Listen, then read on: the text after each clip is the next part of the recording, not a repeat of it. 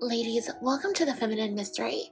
My name is Azalea Dawn, and on my channel I talk all about femininity, leveling up, and everything that you need to become your best feminine self. So if that's of interest to you, then please stick around for this video and check out the other videos on my channel. Today we're going to be talking about 7 ways to increase your feminine energy. So I'm going to be talking all about the things that you can do, from daily practices to changes in your environment, to changing your relationships with other people, everything that you can do to start to nurture a more feminine you. Now, if you're looking to increase the amount of femininity that you feel in your everyday life, maybe you're feeling a little bit disconnected from your feminine self as the result of living in a society that prioritizes the masculine more often.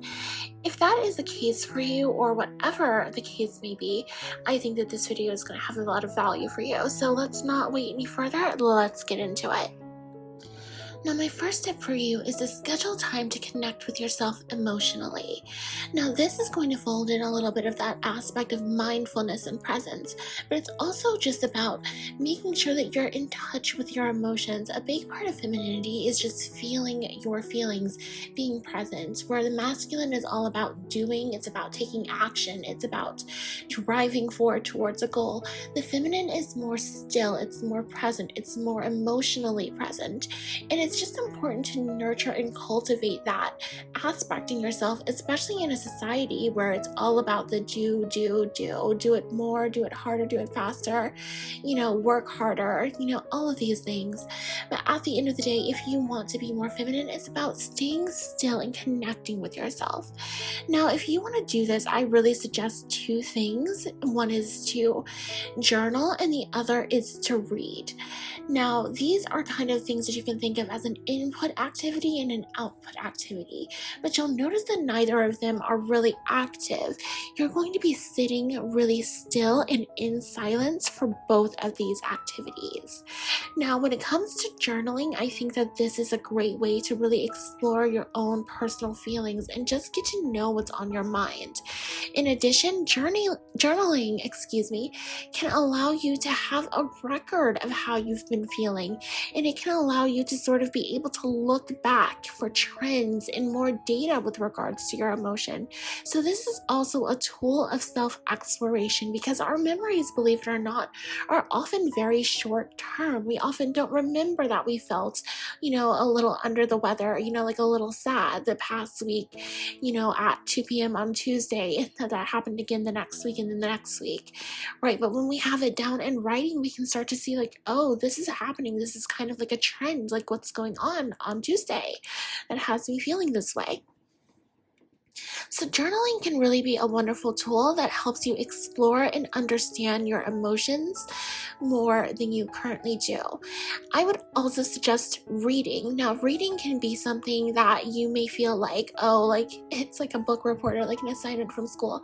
But reading is really one of the best things that you can do for yourself. And it's also something that really helps you slow the pace of life down and just be more present. Now, if you don't know what to read, I would really recommend biographies as like a great sort of, like a choice that is just very like middle of the road. It's not controversial. It's just very easy, very fun, and it just kind of like takes you out of your life and starts to show you more of the life of other women, in particular if you choose to read biographies of women. Other books that you can try to read might be things like just self-education and self-help type of books, and even just reading fiction if that's something that you might get into. So reading as a whole, especially if you're reading a physical book and just feeling the weight of it in your hands, although I'm not against e-readers as well, whatever floats the boat for you, I just really suggest that you read. My next tip is to curate your best present home. Now, my emphasis here is on present because I think that a lot of what holds, a lot of us back from decorating is the idea that where we are is not a permanent place, right? Especially if you currently live with an apartment, or you live with roommates, or you live with family members or something like that. If you're just feeling like, oh, okay, like wherever you are is just not so permanent, it can cause you to kind of feel like, oh, okay, I'm not going to get bothered decorating now. I'm going to look for this place to really put my roots down, and then I will decorate. But the thing about it is that you don't have to be all or nothing with everything. You can add those few little touches to your space to get it to feel more feminine. You can work within whatever budget you have, whatever span of time you have. Like maybe you just, you only have a certain amount of money and you only have, weekends to be able to do this. So you want to do like a little bit of like a weekend warrior.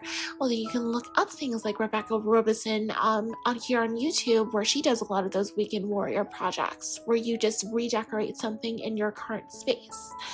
Right? Whatever sort of constraints you have on yourself that's been giving you the excuse like, oh, okay, I'm not going to decorate yet. You want to go ahead and take the space where you presently are and make it the best that it can be. You want to really make sure that it's a comfortable space for you, that it's a feminine space for you, that you're incorporating all of those like little feminine touches such that like when you walk in, it really sets the tone and the energy in your space. So that is one of the things that's really going to help you feel more at peace and feel in that mode as soon as you walk into the door, wherever you live, right? Even if you only have like a little bedroom to yourself, you want to make it as feminine as you can. Maybe you are somebody who likes things to be really soft, very, comfortable, very cozy.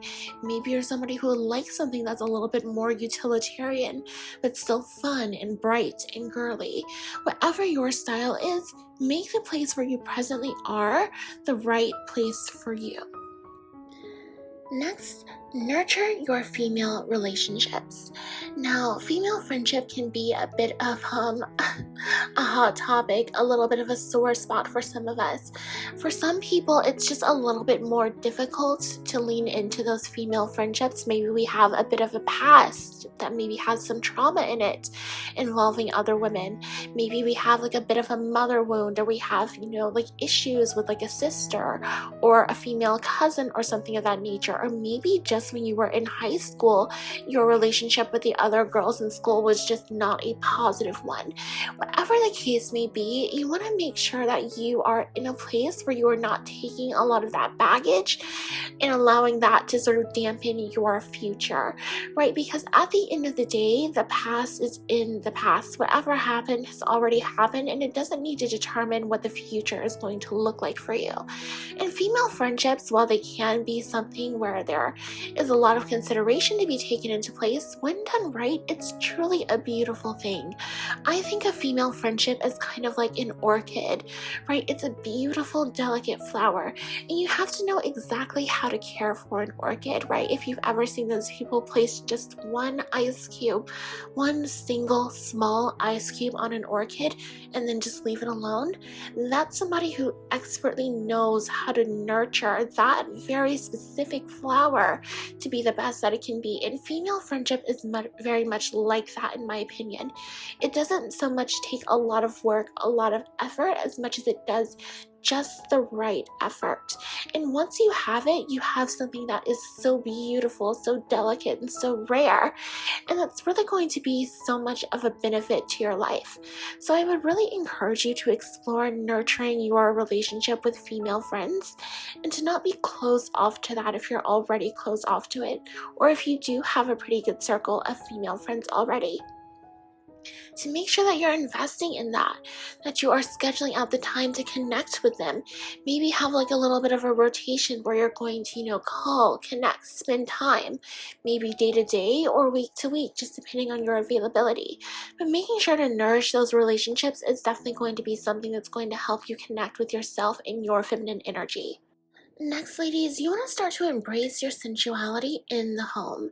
I think there's a real temptation that, like the idea that we're putting on our best clothes, we're putting our best outfits on in order to leave the house. But when we come back, we just, the only thing we want to be is comfortable. So we're wearing this old grungy t-shirt from like 2006, right? We are, hair in a top knot, just there, just not looking our best. We would be maybe embarrassed if somebody saw us the way that we're looking in our home. And this is something that I would really encourage you change, because when you start to embrace your femininity in the home, that's really going to be where you're probably spending most of your time, right? Aside from your job, you're probably going to spend most time in your life at home, which means that if you want to really lean into being feminine all the time, not just, for a brief spurt, like 2 hours here or, for a little appointment there, if you really want to integrate that energy into the life you live, it really needs to start with the home.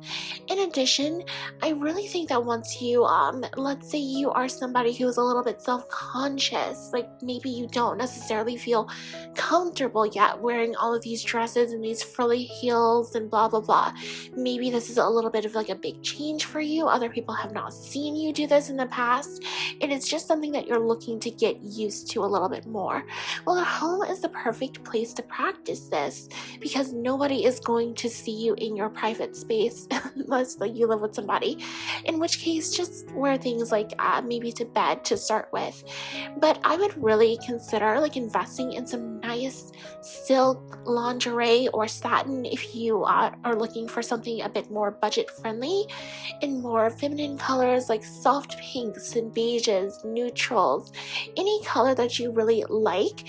Maybe you want like a fun and bright color like a teal or something, but anything that's really going to make you feel your most feminine at home is what I would start to suggest that you wear. Next, you want to focus on your truest fulfillment. Now, I think that one thing about the world today is that there are so many distractions. There's so much going on, especially so much negativity out there.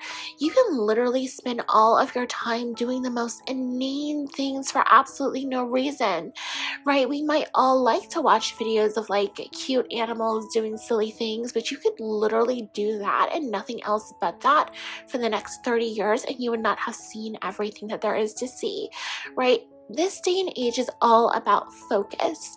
And what I really think is important is to really focus on what is going to be your happiness, your bliss, making sure that you're focusing on the life that you want to have for yourself. So anytime that you can take time to really sit with yourself and just think about what you want, don't think of that as time that's like dead, or that you're not doing anything, or that you're not being productive. You are doing the most important thing you can do, which is focusing on your fulfillment. So getting to know yourself, getting to know your desires, getting to know the direction that you want to go in the future, that just takes time with you, and it takes follow through after that. So making sure that instead of, like sitting there and just like scrolling Instagram and like looking at these things that other people are doing, or scrolling on TikTok, or just going through goodness knows what is on Twitter these days. But like whatever like that stuff is, you can look at that till the end of time and you still wouldn't have seen everything. It's just not worth doing in excess, right? A little bit here and there is fine. I think that's the fun of social media, but you want to start to really focus on what matters to you, and really hone in how you're spending your time to make sure that you are chasing your bliss and making the things that you want to happen in your life happen. Now, this one is going to seem a little bit weirdly specific, but it's to make all of your technology pink. Now, I understand why pink. Well, pink is the color of femininity at the end of the day. And even if pink is not your favorite color, the reason that I say to make your technology pink is that tech is such like a specific use thing, and it's really very low risk to just have it pink. So like when it comes to your iPhone, right, if you're gonna get like a new iPhone, or if you're gonna get a case for your iPhone, just go ahead and make it pink. If you are somebody who like maybe you are looking for a laptop sleeve, get a pink one. If you are looking for a cover or like a sleeve or skin for your like laptop, go ahead and make it pink. Anytime you can incorporate something pink into your technology, I think is a really safe way to start to get more of that color into your life. And it's just a little reminder every time you take it out and you have to do something, or you have to be productive, that you're starting to feel more of that feminine energy. So again, you don't have to take the biggest wall in your home and just paint the entire thing pink, or like make your bed sheets pink or something, unless you want to. But I think as far as like technology, making that pink is a pretty safe way to start to integrate that color more so into your life, especially if you're not somebody who has historically been super comfortable having everything be pink and girly. Now, ladies, if you've made it this far, thank you so much. And I just wanted to add a little bit of news here for you. Now, I am going to be launching a line of feminine fragrances, specifically feminine fall fragrances, very soon. I'll be launching on Amazon, and I am going to keep you clued in on all of the details. I'm coming in at a super affordable price point. Now, as some of you know, I am a scientist. I know that I say this like maybe all the time for some of you who keep up with me more, but this might be your first time hearing it. And one of my passions is to be able to really integrate that science with femininity. And the way that I chose to do that was by actually designing a fragrance, right? Specifically 5 of them to start with, right from top to bottom. So I've literally done all of the back end, the chemistry, the formulation, all myself. And I'm putting this out there for you and coming in at a really good, affordable price point under $30 very soon. Now, if you're interested in that, please, just keep up with me. You can subscribe, but I will have more information on that soon. Now, without further ado, let's get back to the video. Now, finally, ladies, try to let men help you more often. Now, this is a big one. There's nothing that's going to make you feel more like a feminine woman than having a man just help you. And this can be in big ways, it can be in small ways. When you're out and about and you're looking your best, you're going to start to notice that there are men who are going to try to hold the door open for you. And it's not even about you necessarily being attractive or anything like that. It's just about the fact that you are a feminine presence, right? And when the masculine meets the feminine, that is what a lot of men are trained to do, right? That's what they want to do at the end of the day. They want to help you. So if they can do little things to make your life easier, like hold the door open or walk you to your car, to hold the car door open for you while you get in, to stand up when you come to the table and pull your seat out for you, or even to just help you out with little things like paying for a small thing, paying for your coffee, or I don't know, any small thing that they can do for you. Whenever you're offered help, because the more that you start to lean into your feminine energy and shift in that way, the more you're going to notice that this starts to happen, right? When it happens, don't resist it. Don't, say no. Don't say no, that's all right, blah, blah, blah. Don't block your blessing, right? Because when God or the universe or whatever you believe in, right, is trying to give you something, is trying to hand something, just a little taste of it to you, and you're just like, oh no, I don't want this, right? You're literally shooing away the blessing that is coming towards you. And that energy is what you're putting out there, right? So if you're trying to become, especially somebody who's aiming for like a hypergamous relationship, for a man who's really being a masculine provider for you, then you really want to start accepting these little things, accepting this energy and inviting more of it into your life.